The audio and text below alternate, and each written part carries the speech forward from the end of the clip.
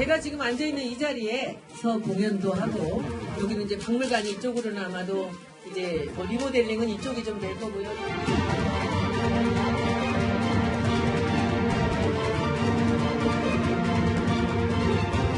너무 편한 전임 감독 하시는 건 아닙니까? 사과를 하시던지 사퇴를 하시던지.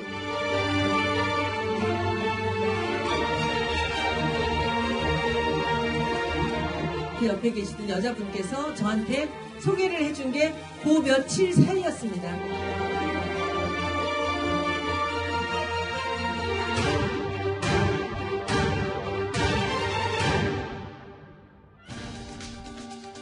손혜원 의원의 목포 부동산 투기 의혹이 불거진 지 벌써 일주일이 지났습니다. 그 사이에 목포 그리고 손혜원 의원을 둘러싼 열기 좀처럼 식지 않고 있는 상황입니다. 자, 이 이슈의 흐름을 주도하는 것은 오히려 손혜원 의원이다라는 지적이 나오기 시작하는데요. 오늘 기자간담회 장소를 의혹의 중심인 목포로 정한 것처럼 말입니다.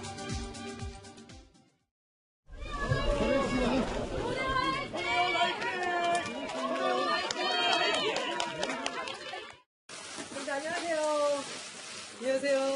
여기 들어보시고 어떠세요? 오늘만 흔들지 말고 어떠세요?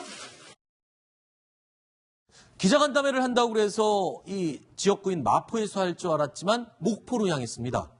이 목포로 정했는데 글쎄요. 아까 이 장소에 대해서 우리가 잠깐 짚어봤어요. 왜 목포로 갔는지에 대해서. 손혜원 의원이 이른바 브랜딩 전문가, 그렇죠. 홍보 전문가지 않습니까? 그러니까 어떤 장소가 가지는 의미, 그리고 이 기자회견을 서울서 하느냐 목포에서 하느냐 이 차이를 너무나 잘 아는 거죠. 네. 그 현장에 가서 현장을 카메라로 보여주는 가운데 본인이 하고 싶은 얘기를 한다라는 것은 죄송합니다. 말 끊어서 죄송한데 오늘 한 가지 또 느낀 것 중에 다른 지역의 사람이 생각하는 이번 사안과 목포 시민들이 생각하는 이번 사안은 상당히 온도차가 있을 수도 있겠구나라는 거를 이번 기자 간담회를 보고 또 느꼈거든요. 그렇죠. 아무래도 네. 이제 현지에서는 뭐 지역 발전에 대한 그렇죠. 그런 갈구 이런 것들이 있기 때문에 그리고 아마 어쨌든 큰 틀에서 보면 이번 일로 목포 굉장히 홍보가 많이 된 측면도 있습니다. 아하. 구경하러 많이 또 장성장을 가고 하니까 네. 아마 손 의원이 생각하는 건 한 4가지 정도가 아닐까 싶어요. 첫 번째는 나는 정정당당하다. 네. 뭐 이런 부분이고 두 번째는 이제 대통령 부인과의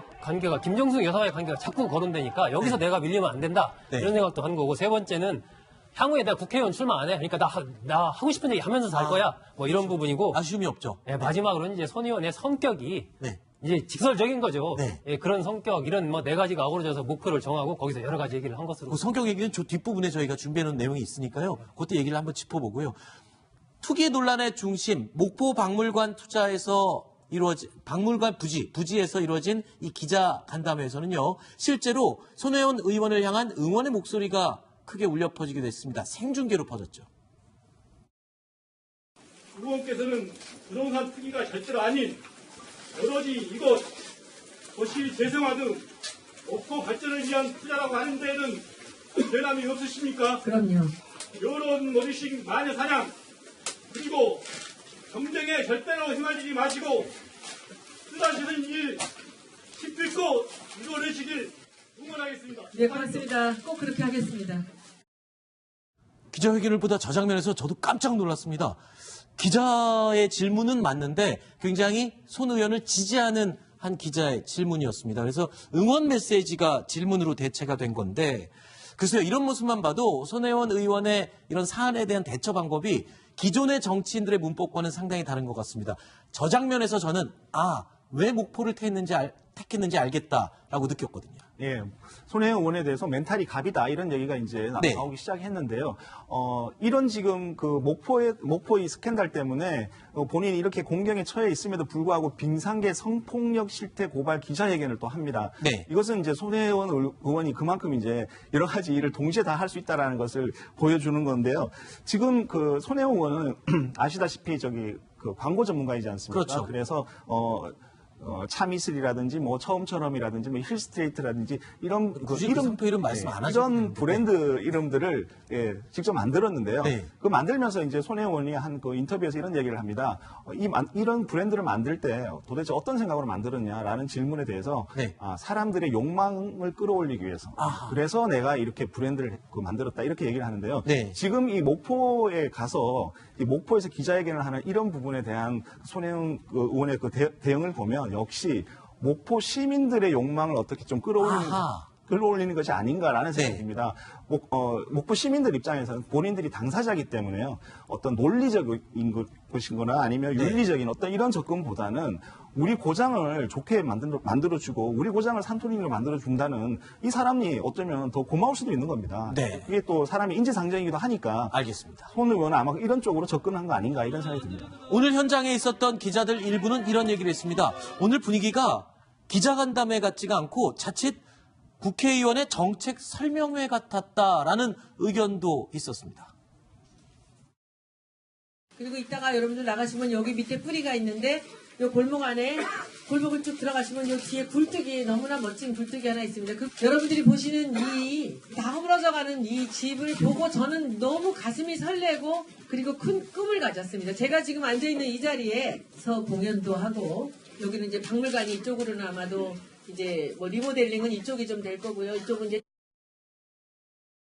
김태회 변호사님, 네. 정치인들 중에 이런 얘기를 하죠.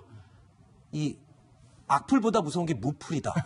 그러니까 노이즈도 관심이고 그렇죠. 비난도 관심이고 존재감이 드러나는 건 굉장히 정치인들이 좋아한다고 했습니다. 그런데 손혜원 의원이 억울함을 토로했건 아니면 비난을 받았건 간에 어떤 경우라도 이번 목포 간담회는 홍보에는 아주 최고의 성공을 한 셈입니다. 그렇죠. 정치인이 결국 이제 선거라는 게 좀 나쁘게 표현하면 인기 투표예요. 그렇지 않습니까?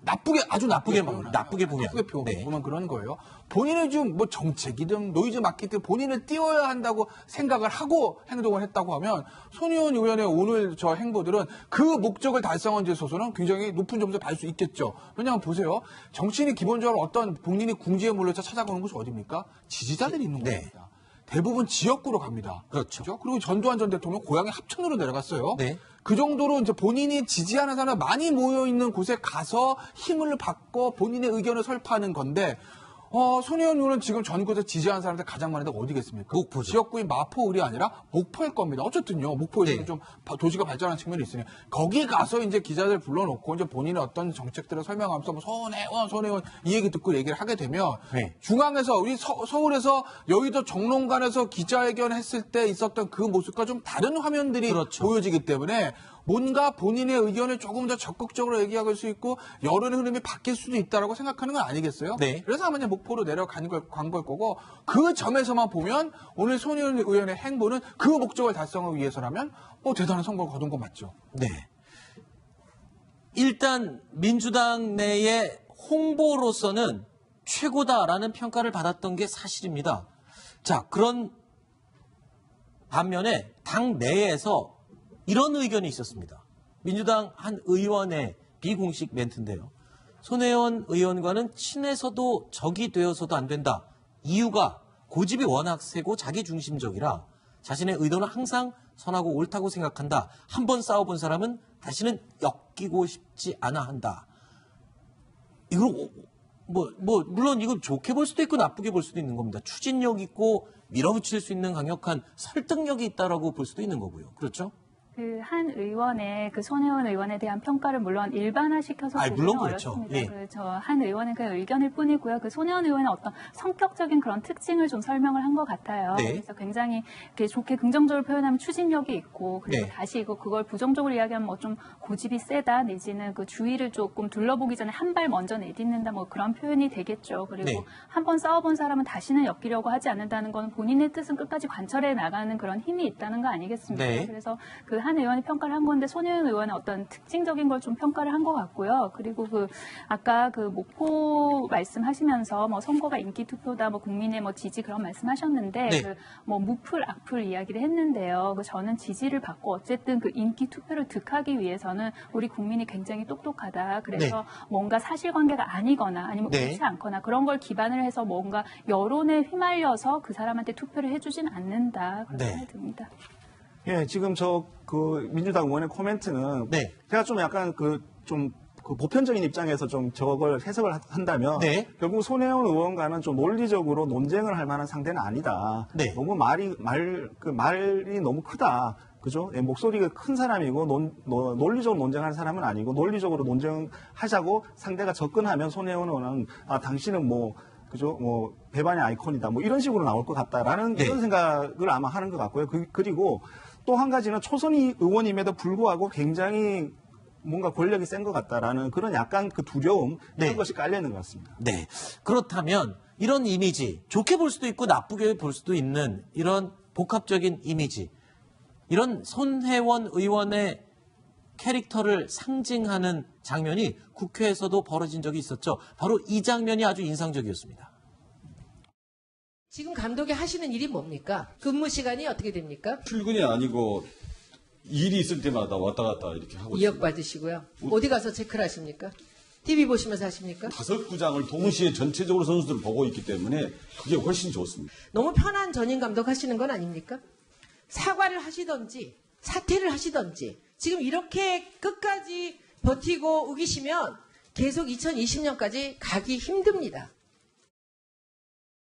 사실 이 국정감사 자리 때문에, 저 영상 때문에 야구 팬들 사이에서 엄청난 논쟁이 오갔거든요. 내용은 제가 잠깐 차치하겠습니다만 요때 선동열 감독이 불려왔던 그 과정도 굉장히 좀 논란이 됐다고 해요. 이번에 이게 또 다시 또 부각되고 있어요. 김태현 변호사님 요때 얘기 굉장히 여러 번 했었죠. 그러니까 예. 손혜원 의원은 본인은 인정하지 않겠지만 저거 혹대로다 혹붙인 네. 청문회가 된 거죠. 네. 어쨌든 야구 팬들한테 굉장히 안 좋았습니다. 왜냐하면 그 태도라든지 그런 것들이 사실은 저거 하기 전에 선동열 의원이 특정 몇몇 선수 선발한 것 때문에 야구 팬들 사이에 선동열 의원에 대한 잠깐 여러 개 좋은 편이 아니었는데 그렇죠. 저걸 보고 나서 오히려 여론이 바뀌어가지고 아니 국보급 투수 선동열 들어도 지금 무슨 저런 질문을 하고 있냐. 야구도 네. 모르면서 야구도 모르는 야알못이라고 합니다. 네. 야구도 모르면서 저 국가대표 감독 불러다가 저런 식의 질의한다는 어떤 역풍이 있었는데 그 과정을 좀 설명을 드리면 이것도 이제 어제 한 일간지에서 보도를 한 거예요. 민주당에 있었던 의원들 이제 말을 빌려서 그 내용을 구성을 하고 보도를 하는 건데 사실은 저 국정감사나 이런 곳에 청문회 증인을 채택할 때 여야 합의를 합니다. 네. 그리고 같은 당 내에서 협의를 하거든요. 네. 근데 애초에 다 민주당 내에서 협의를 할 때 또 자유한국당과 또 이제 조율을 할 때도 성동열 감독은 없었다는 거예요. 그러면은 손혜원 의원이 독자적으로 결정해서 애초에 추진한 거예요. 없었는데 나중에 저 손혜원 의원 추가로 넣었다는 거죠. 그래서 이제 민주당의 한 의원이 아니 협의도 안 되고 그렇게 하면 어떻게 하냐라고 얘기했더니 손혜원 의원이 당시에 했던 말이 야 지금 SNS 보면 선동열 감독에서 비난 여론이 난리인데 실제로 그 당시에 조금 그런 측면이 있었어요. 네. 이거 불러다 잘하면 우리 대박 친다 이렇게 하고 불렀다는 거죠. 근데 거기까지는 좋았는데 애초에 보좌관들이 지리지 만들어주지 않습니까? 네. 그 지리지에 대한 내용 굉장히 잘 돼 있었다고 해요. 네. 그러니까 그 당시 야구 팬들이 가지고 있었던 의구심 이런 것들을 잘 한 것 같아요. 그런데 실제로 그대로 질의를 하니까 보셔서 아시겠지만 선동열 감독이 막 소락소락하지 않았거든요. 네. 잘 이제 손혜원 의도대로 대답이 안 나온 거죠. 네. 그래서 본인이 막 흥분해서 막 연봉 2억 얘기하고 왜 집에서 있냐 얘기하고 아시안게임 무슨 쉬운 거 아니냐고 이 얘기하다가 역풍을 맞았다. 네. 당시에 민주당 의원이 얘기했다라고 이제 보도가 된 거죠. 네. 그런데요, 최근에 동지임에도 불구하고 굉장히 당황스러움을 경험한 사람이 한 명이 더 있죠. 바로 금태섭 의원입니다. 그러니까 말을 한마디 했다가 원래 같은 당 동료였는데 이번 주까지 사과하라고 지금 경고를 날렸습니다. 이것만 봐도 조금 또 캐릭터가 좀 진작이 되는 거는 있는 것 같아요. 네, 그렇습니다. 금태섭 의원이 이제 법률가답게 그 이해상충의 어떤 그런 그렇죠. 문제 제기를 했는데요. 그 부분에 대해서 이제 금태섭 의원에 대해서 곧바로 이제 그 손혜원 의원이 이제 반박을 하면서 그 사과를 하라고 또 아직도 시한까지 정해서 이렇게 그렇죠. 사과를 하라고 요구해가지고 금태섭 의원은 그러나 결국 이제 사과를 하지 않을 것 같습니다. 네. 그건 또 왜 그래요? 그 이후에 금태섭 의원의 그 발표한 그 코멘트를 보면요. 사과 네. 의향이 전혀 없는 것 같습니다. 무슨 말을 했는데요? 글쎄요, 제가 얼핏 들었는데요. 네. 예, 알겠습니다. 본인의 확인된 게 어떤- 아니면 굳이 말씀하실 필요는 없고요. 일단은 금태섭 의원은 사과를 할 것 같지 않다. 강선호 의원은 어떻게 보십니까?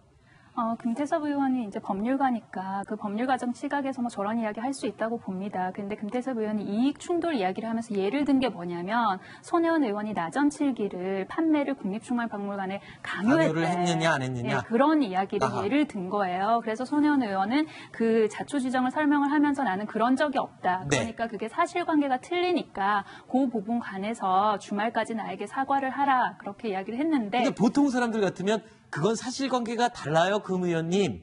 그러니까 확인하셔야 될 것 같습니다. 라고 끝날 텐데 그 다음에 그러니까 주말까지 사과하세요. 이렇게 되니까 이제 굉장히 깜짝 놀라는 상황이 된 거죠. 같은 당 동료 의원인데요. 그렇죠.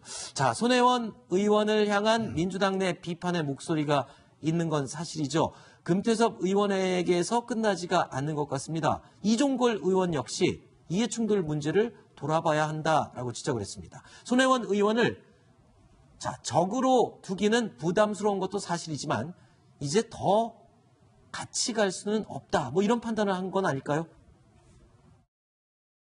손혜원 의원에 대해서는 저도 가깝고 참 그분의 그 아주 직관적이고 당당한 행동이나 이런 것들이 우리 의원들한테 굉장히 신선한 바람을 일으켜 주셨던 분이거든요. 우리 국민들에 볼 때 이게 좀 민주당이 왜 저러냐 이런 생각을 하고 있는 분들이 꽤 많은 것 같습니다. 공직자로서 엄격한 이해 충돌에 있어서의 그 예민한 문제까지도 다 과연 지켰느냐, 내 스스로 양심에 맞느냐 이런 것들을 좀 더 살피는 사안이 돼야 되지 않겠느냐. 자, 그런데요. 또 한 사람이 있습니다. 손혜원 의원과 친해서도 안 되지만 또 적이 되어서도 안 된다. 이 말을 절감하는 사람. 바로 어떤 사람인지 확인해 보시죠. 제가 여기 처음 온 날 목포에 여기 그러면 어떤 집이 있냐 했더니 그 옆에 계시던 여자분께서 저한테 소개를 해준 게 그 며칠 사이였습니다. 처음에 정책 간담회 하러 왔을 때 그분이 굉장히 밀착을 하시면서 여러 가지를 안내를 해주셨어요.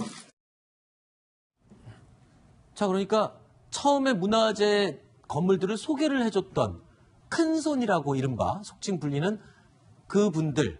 근데 결국에는 그분들을 또 투기 세력으로 지목을 하는 목소리가 있었다는 내용이 확인이 됐어요. 손 의원이 이제 목포를 갔을 때 여러 가지 안내 같은 걸 해주고 그렇게 인연을 맺은 이제 최 씨 부부가 있었는데 네. 그 최 씨 부부들이 이제 2017년 초부터 해가지고 여러 가지 이제 그 근대 역사문화 거리에 이제 건물 같은 것들을 막 이제 사들였던 거죠. 그래서 거의 한 10채 정도 되는 모양입니다. 네. 전체적으로. 그래서 그때부터 이제 이쪽 지역에 이른바 투기바람이 불기 시작했다. 이런 얘기가 이제 현재 좀 나돌기 시작했다라고 네. 하는 게 이제 어떤 손 의원의 얘기이고, 그렇기 때문에 그때부터 이 투기 문제가 좀 얘기가 나왔다라고 하고 있는 거죠. 지금은 아마 이제 손 의원과 그렇게 관계가 좋은 관계는 아닌 걸로 그렇게 지금 알려지고 있죠. 굉장히 사이가 굉장히 많이 틀어졌다. 관계가 굉장히 소원해졌다라고 지금 알려져 있는데 그런데요. 손혜원 의원은 큰손 부부가 투기 논란을 불러일으키는데 어떤 역할을 하지 않았을까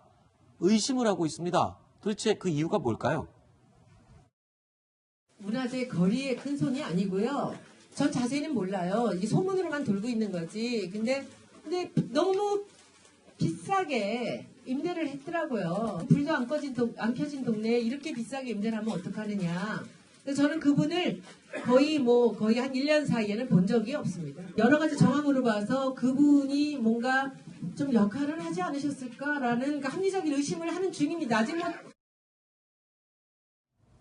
자, 상식적으로 생각을 해보겠습니다. 처음에 목포 내려갔을 때 어떤 건물을 살지 모를 때 저 큰손이라는 분이 손혜원 의원한테 소개를 해줬어요. 그리고 같이 건물을 보러 다녔으면 친한 관계인 것 같은데 근데 또 얘기를 들어보면 지금 오히려 투기 세력으로 지목을 해서 약간 비난성 멘트를 하고 있거든요. 그러면 그때 당시에도 그랬어요. 손혜원 의원 입장에서 보면 큰손 부부가 건물 사는 걸 막아야 된다라고 얘기를 했어요. 친한 건 줄 알았는데 또 사이가 틀어졌고. 어떻게 저는 된 아직 겁니까? 사실관계가 아직 확실하지 않은 부분이기 네. 때문에 그러니까 단정지게 얘기할 수는 없는데 그러니까 처음에 이제 황 앵커가 얘기했던 부분이 이게 어젠가요? 아마 제 얘기로 그저께 이제 처음에 보도가 된 것 같아요. 네. 최모 씨, 정모 씨 저 두 부부의 얘기는 그저께 한 언론에서 이제 보도가 된 거를 제가 알고 있는데 손혜원 저 의원하고 굉장히 좀 친밀한 관계라서 속된 말로 저 세 사람이 이제 저 커플하고 저 손혜원 의원이 같이 건물을 보러 다녔다. 네. 그래서 같이 건물을 보러 다니고 서로 소개해주고 막 이러니까 경쟁이 붙어가지고 건물값이 막 올라가고 부동산 급등했다라는 굉장히 이제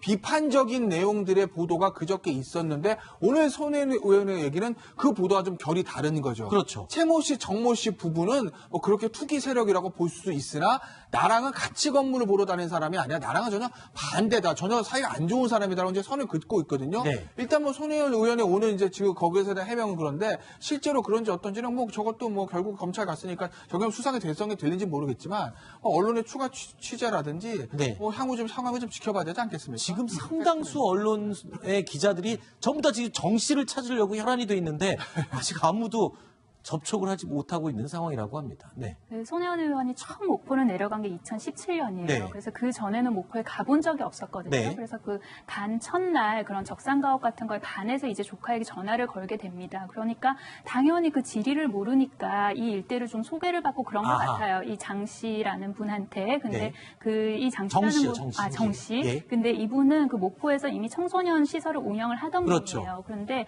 그 뭐 여기 일대는 어디다 이렇게 소개를 받다 보니까 이제 손혜원 의원도 이게 어떤 문화재적 가치가 있는지 이야기를 하지 않았겠습니까? 네. 그래서 아마도 제 추측에는 이분이 그 전에는 구도심에 관심이 없다가 이제 손혜원 의원한테 이야기를 듣고 좀 그쪽에 알게 되고 눈을 뜬 게 아닌가라는 생각이 아하. 듭니다. 그래서 손혜원 의원이 의도한 목적과는 다르게 이제 이분이 부동산을 사들이기 시작하니까 그래서 네. 손혜원 의원과는 좀 멀어진 게 아닌가라는 그런 그래서 생각이 사이가 듭니다. 혹시 멀어지지 않았을까라는 합리적인 추측을 해봤습니다. 다음 7번째, 8번째 소식으로 이어가겠습니다. 정치권 이야기 좀 해보겠습니다.